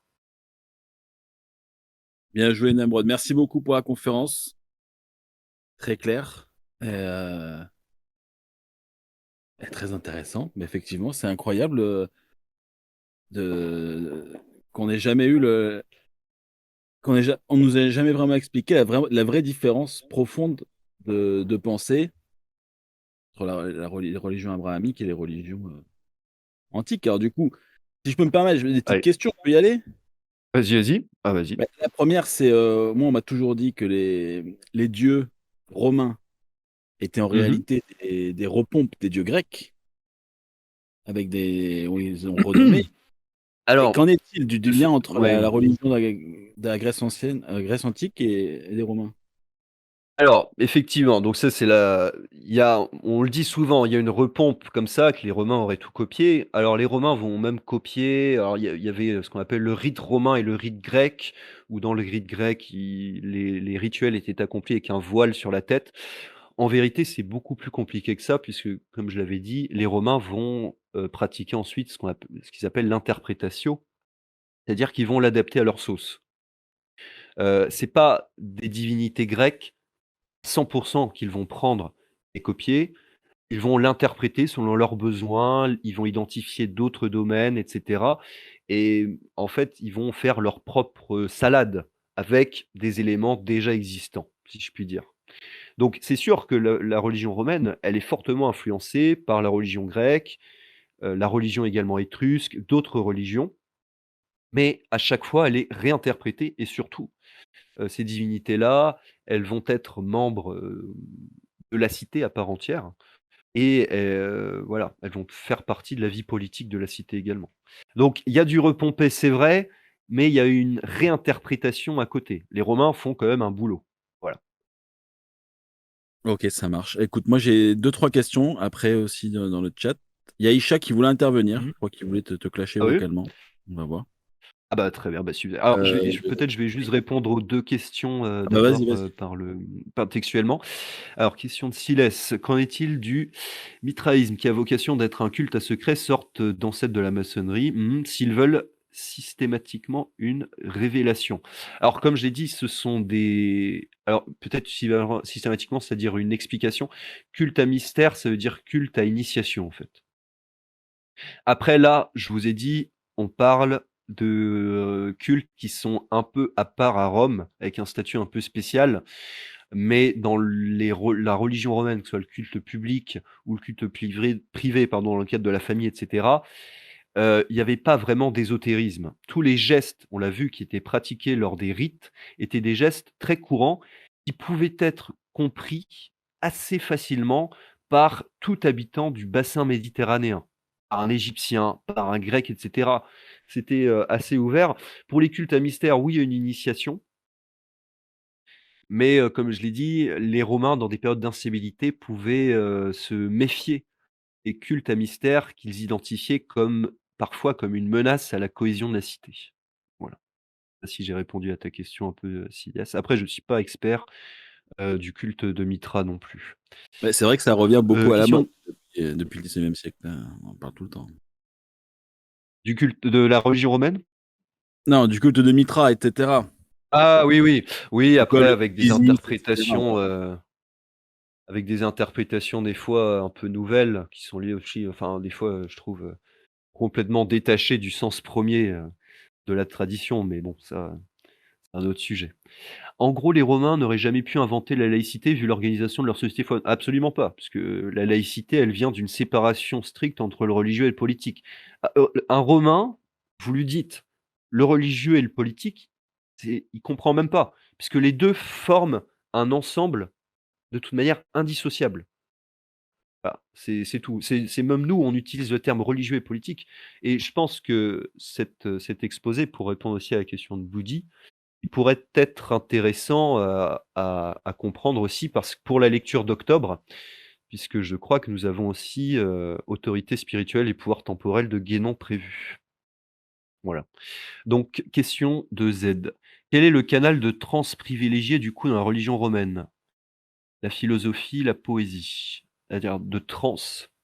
De transcendance, j'imagine. Ah oui, de transcendance. Heu, une très bonne question. Je ne sais pas du tout. Mais à Je ne t'écouter, on a pourrais pas l'impression qu'il n'y en a répondre. pas vraiment. J'ai un Parce que, ouais. ben, Il y de en ce a, que j'ai mais elle compris, est on dirait une religion hyper pratique, en fait. C'est-à-dire, on n'imagine pas un mais Romain oui. qui fait un acte héroïque sur un champ de bataille comme un croisé lors des croisades ou alors un martyr chrétien, quoi. Ah, il pouvait le faire. Il pouvait le faire, par exemple pour les champs de bataille, un général romain pour s'accorder la victoire, pouvait lui-même se consacrer lui-même et se faire mourir sur le champ de bataille pour que la victoire soit accordée aux Romains par les dieux.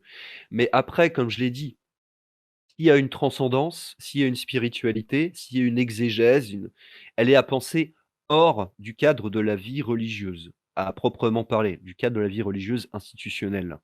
Les Romains, pensaient le monde, ils avaient une vision des dieux, une liberté de concevoir les dieux, mais c'est juste que dans la religion à proprement parler, au sens civique, politique du terme, c'était les rites qui prédominaient. Après pour ce qui est de la philosophie et de la poésie, l'importance, là, moi, je vais me garder de répondre parce que quand je sais pas ou que je suis pas sûr, je ne réponds pas. Agent Smith, quand on n'acceptait pas les dieux, on était considéré comme citoyen de seconde zone. Non, pas forcément, comme on l'a vu, ça dépend de la communauté. Après, tu tu peux tout à fait, en tant que Romain, ne pas croire forcément en une divinité. Ce que les Romains te demandent, c'est que toi, en tant que Romain, tu accomplisses les rituels prescrits. C'est de l'orthopraxie pure. Voilà. Les habitants donc de Provençaux, les habitants avaient-ils leurs préférences et priaient par exemple Jupiter à fond, mais jamais Poséidon? Bah, là encore, ça dépend justement des fêtes, ça dépend du contexte, en fait. Après dans les cultes privés, vous aviez des divinités qui étaient choisies spécifiquement la à la famille, par rapport aux fondateurs et cetera, pour les métiers aussi. Mais après, ça dépendait toujours du contexte. Alors oui, il y avait des divinités qui étaient plus qui avaient plus d'importance dans la hiérarchie que d'autres. On avait vu par exemple avec la triade capitoline, Jupiter, Minerve, Junon. Mais voilà. Si, Moi, j'avais une question là. il Tu y avait parlais tout à l'heure oui? justement des gestes très simples qui pouvaient être reproduits par des Égyptiens ou quoi. Mmh. Est-ce que tu sais comment s'est exportée cette religion romaine dans les régions bien lointaines? On a vu, je sais pas, en Afrique, en Bretagne, etc. Tout simplement par l'extension territoriale de Rome et par la conquête. Non, non, mais je veux dire, est-ce Après, il que y ça avait a tout été ah oui. facile à, est-ce que vraiment un Breton a réussi à avoir le même culte et être aussi impliqué qu'un Romain à Rome? Alors attention parce que, par exemple, un Gaulois qui vit dans la ville de Lugdunum, dans la cité de Lugdunum, c'est-à-dire aujourd'hui Lyon, chaque cité avait aussi ses propres divinités. Une cité formait une communauté, par exemple, à part entière. Mais après l'exportation avec le processus de romanisation, il a plutôt été accepté par les élites. Mais les Romains n'ont jamais imposé leur divinité, aux autres. C'est juste quand on avait des droits civiques et qu'on adhérait qu'on accédait à la citoyenneté romaine, c'était juste qu'il fallait pratiquer certains rites. Mais, après bon, il y avait aussi toute l'affaire avec, les druides gaulois et cetera. Mais après les élites, globalement se sont romanisées, hein. Voilà. Je sais pas si j'ai répondu à ta OK, question, OK, ouais, non, ça marche, Olivier. ouais. Alors j'ai pas compris par contre la question de, Dragnir, l'équivalent d'un métoïkos grec chez les Romains. Je j'ai pas trop de notions de grec, Dragnir, est-ce que tu peux peut-être préciser? L'opé tac, y a-t-il une propension significative à l'initiation à l'ésotérisme dans les élites romaines ou non? Heu, alors l'élite, elle passe pas par, l'initiation chez les Romains. L'élite, elle passe par la classe sociale. Et l'élite chez les Romains, ça va être la noblesse qu'on appelait, les optimates, en fait ce qu'on appelait le groupe équestre, qui se retrouvait dans les familles sénatoriales. L'élite ne passe pas par des initiations. Même s'il y avait des citoyens, des fois de haut rang, qui étaient initiés dans des cultes, ce qui va donner lieu à des scandales politiques parfois. Mais non, chez les Romains, l'initiation, il n'y a pas une élite initiée, et une élite qui a un savoir religieux que d'autres n'ont pas. Ça ne passe pas, l'élitisme chez les Romains ne passe pas par là. L'élitisme chez les Romains, il passe, comme on l'a vu, par la piété et aussi par la virtus, c'est-à-dire des vertus. Le Romain se doit d'avoir pour montrer l'exemple aux autres, en fait. Et c'est partagé, c'est pas caché, juste. Alors, j'avais une autre question aussi, Nemrod. Est-ce que vraiment il y avait une séparation entre le divin et le profane? Par exemple, quand on construisait le Parthénon ou une belle maison qui n'était pas sur un temple dont tu parlais tout à l'heure, est-ce que quand même c'était Mhm. pour les dieux ou alors c'était vraiment purement humain? Alors, le Parthénon, déjà, c'est grec. Non, je confonds le Mais, Colisée, pardon, le ah, Colisée. le Colisée. Alors là, il faudrait voir spécifiquement pour le Colisée, mais comme on l'avait vu, tout espace chez les Romains doivent tout expliquer et tout borner. Donc, tout espace relève soit du sacré, propriété divine, ou du profane, propriété des hommes. Par exemple, si tu as un bois sacré et que toi, Olivius B, tu décides de construire ta baraque sur un espace sacré, on appelle un sacrilège. C'est un acte d'impiété et donc tu vas être considéré comme abject ensuite. J'avais cité l'exemple, du mec, qui, se permettait de couper du bois dans le bois sacré pour construire sa flotte. Ça passe pas du tout ça, et d'office, tu construis ta baraque sur un espace sacré, tu te mets toi-même en position sacrée, c'est-à-dire tu te mets en position de propriété des dieux. C'est pas très bon signe pour toi.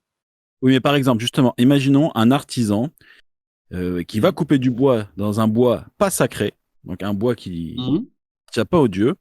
Est-ce qu'il va dire, OK, là, je vais construire un bateau, que les dieux m'aident, que ce bateau plaise aux dieux, qu'ils soient en accord avec ce qu'ils demandent, ou alors c'était vraiment purement humain, il fait, voilà, je vais faire mon bateau, je vais faire un meilleur bateau. Alors c'est une bonne question, mais c'est une bonne question. Il pouvait, j'imagine, recourir à des rites pour voir si justement les dieux donnaient leur accord. Les dieux qui étaient en lien avec la communauté précise du métier, d'accord? Divinité qui était définie. Après, bon, s'ils avaient les autorisations, voilà, ça posait pas de souci, hein, et encore une fois, tout procède du rite, peu importe l'intention. Voilà.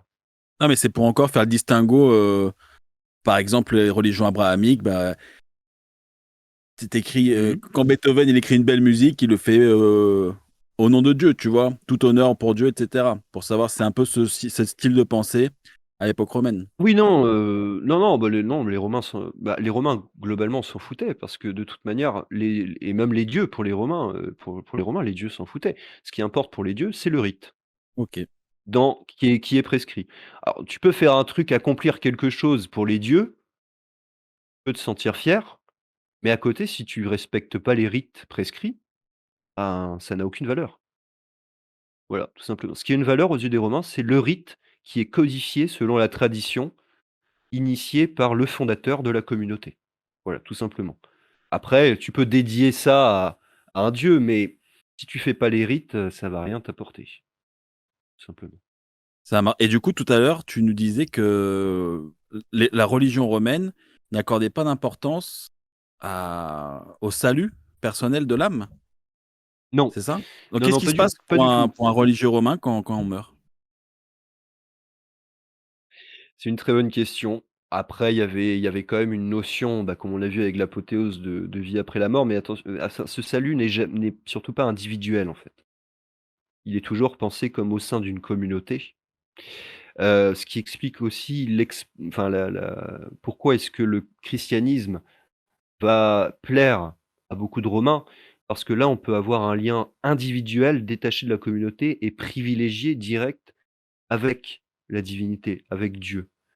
En fait, le lien avec les dieux, il est souvent indirect chez les Romains, un peu distant, puisqu'il passe toujours aussi par le rite.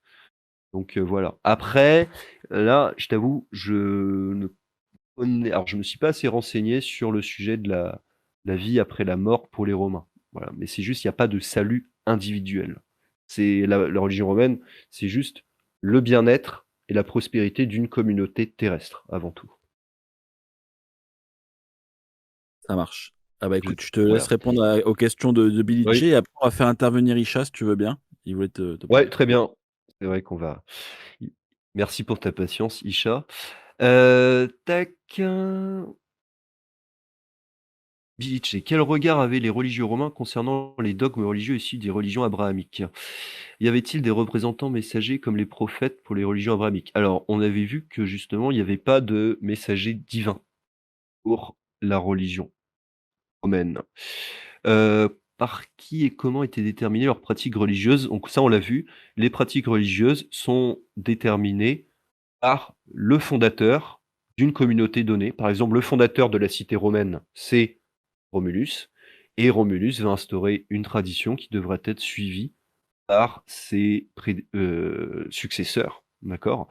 Et quel regard avaient les religieux romains concernant les dogmes et les religions des religions abrahamiques? C'était justement, ils y voyaient une concurrence. Après, le problème, il était aussi politique. Quand on dit les religieux romains, il faut aussi, comme on l'a vu, hein, penser politique et civique. Donc, il y avait une certaine méfiance puisque les chrétiens pratiquaient leur culte dans la clandestinité. Forcément, les chrétiens ne rendaient pas hommage aux empereurs divinisés. Donc derrière, ça passait très mal, ce qui explique aussi justement la persécution des chrétiens. Si j'ai répondu, mais je pense que faire, monter Isha. Ça marche. Allez, on va faire monter ce bon vieux Isha. Il y a pas de souci, Billy, il y a pas de souci et merci Avec beaucoup, Polyax. de René Girard qu'on adore. Salut Isha. Bonsoir monsieur, Bonsoir. Alors, tu voulais est-ce qu'on intervenir? m'entend bien? On t'entend très très Alors, bien. hop, Merci beaucoup. vas-y. Salut Je, Isha. je remercie Nemrod pour cette fabuleuse conférence. Ça m'a beaucoup appris et je pense que tout le monde peut en dire autant. Alors, je vais faire très court. Tout d'abord, sur un texte de l'historienne Mary Bird, SPQR, aux éditions Perrin. Alors, je cite. À leurs yeux, s'ils triomphaient, c'est parce que les dieux étaient de leur côté. Les Romains n'attribuaient pas uniquement leur succès à leur prouesse militaire. La piété dont ils faisaient preuve assurait leur victoire. Donc là, ça rejoint totalement ce que tu as dit pendant cette conférence. Mmh. Inversement, tout échec pouvait être imputé à quelque faute commise contre les dieux. Peut-être avait-on ignoré un mauvais présage, mal observé un rite, ou méprisé les règles religieuses. Et donc, ma question. Nous sommes en l'an 300. Et là, il y a un épisode tout à fait remarquable qui se passe. C'est la bataille du pont Milvius. Bataille du pont Milvius Mmh. qui opposa le futur empereur Constantin. Et qu'est-ce qui se passe pendant cette bataille? Ce futur empereur est en sous-nombre et apparemment il reçoit un présage de lui-même, le dieu bien sûr des chrétiens et des Mmh. religions abrahamiques. Alors comment expliques-tu, puisque pendant toute la période qui a précédé cette bataille du pont Milvius, comment expliques-tu Hem, l'expiation n'a pas eu lieu? C'est-à-dire, tu nous as expliqué et l'Empire romain s'est toujours construit par la force. On parle quand même d'une ville qui est devenue empire. Mmh. Donc tout ce qui était, tout ce qui ne leur rapportait pas la victoire a été écarté. Et donc là, il y a Mmh. cette bataille du pont Milvius, mais au lieu de faire un syncrétisme avec ce dieu unique, ils en ont fait peu à peu, en un siècle, la religion dogmatique avec, divers épisodes de haut et de bas. On peut citer les Mmh. persécutions de Dioclétien. Mmh. Hem, voilà, comment expliques-tu, qu'il n'y a pas eu juste un syncrétisme, mais qu'il y a eu ce regain? Puisque au début du IIIe siècle, il faut savoir que l'empire est à son apogée, mais il commence à décliner. Les, conquêtes en Dacie, donc la Grèce du Nord, ont été reprises par les barbares et là, il y a cet épisode du Bon Livius avec l'empire et ce dieu abrahamique unique. Voilà. As-tu une réponse? Oui. Oui, alors, bah, déjà, bon, c'est très vrai ce que tu dis, hein. À chaque fois qu'il y avait une défaite chez les Romains, on imputait ça à l'impiété d'un commandant ou d'un général. Il y avait un exemple que j'avais trouvé très drôle, c'était lors de la première guerre punique, je crois que c'est en 254.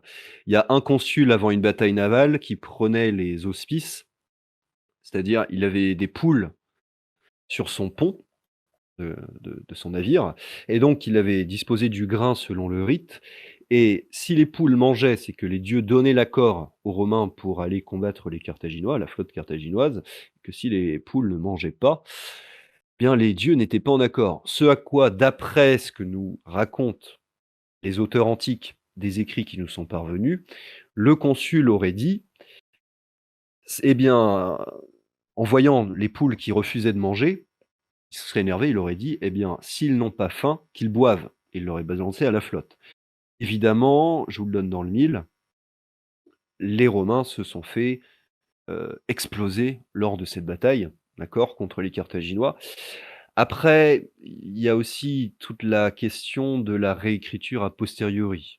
Mais si on part du point de vue que la foi de Constantin était véritable et justement détachée de toute considération politique, de toute manière, il n'y a pas eu d'expiation parce que la bataille du pont de Milvius, on me contredira ou pas, mais c'est une victoire. Tout à fait, c'est une victoire. Mais Donc ce que et après je me retirerai, mais, la dernière ah remarque, non, c'est mais je que, t'en prie. en fait ça a donné un dernier souffle à cet empire qui commençait sérieusement à décliner.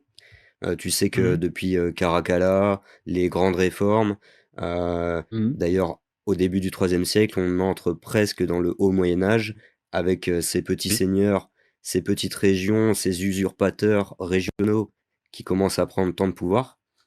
Eh bien, Mmh.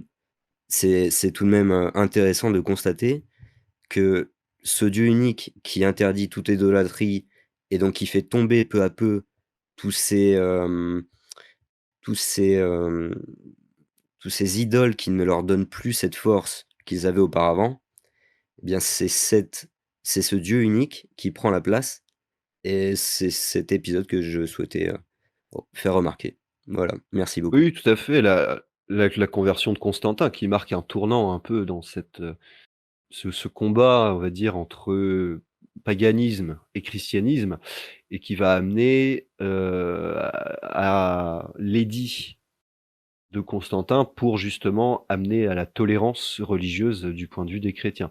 Après, pour répondre vraiment à ta question, Isha, comme voilà, j'ai pas les clés en main pour y répondre directement, ce qui expliquerait justement cette, cette conversion de Constantin, je vais pas m'étaler dessus pour éviter de dire des bêtises. Voilà. Mais par exemple, on connaît un autre exemple de quelqu'un qui s'est converti au christianisme avec une vision, avec une prière, alors qu'il était en sous-nombre et qu'il était destiné à perdre, qui était dans les manuels scolaires français du début du XXe siècle considéré comme le fondateur de la France. Oui, Clovis. Clovis, d'accord? Qui appelait Dieu le Dieu de Clotilde, qui donc, voilà, avait promis de se convertir si jamais il avait la victoire, victoire qu'il aura. Donc, voilà. Je moi, si tu veux après Cep sur vraiment sur cependant précisément sur ouais, oui, oui, excuse-moi. Cependant, dernière remarque, Clovis, au Mmh. moment de Clovis, la chrétienté était déjà extrêmement établie. Alors qu'à Oui. l'épisode du Pont Milvius, c'était très éparse. La Mmh chrétienté mh. n'était pas constituée, il n'y avait pas d'État chrétien. Voilà, merci. Tout à fait, ouais, non, tu as raison, tu as tout à fait raison, Isha. Après voilà, je vais pas voilà, comme je sais pas, je vais pas dire de bêtises. Je pourrais essayer de m'avancer comme ça en faisant le mec sûr qui donne une explication.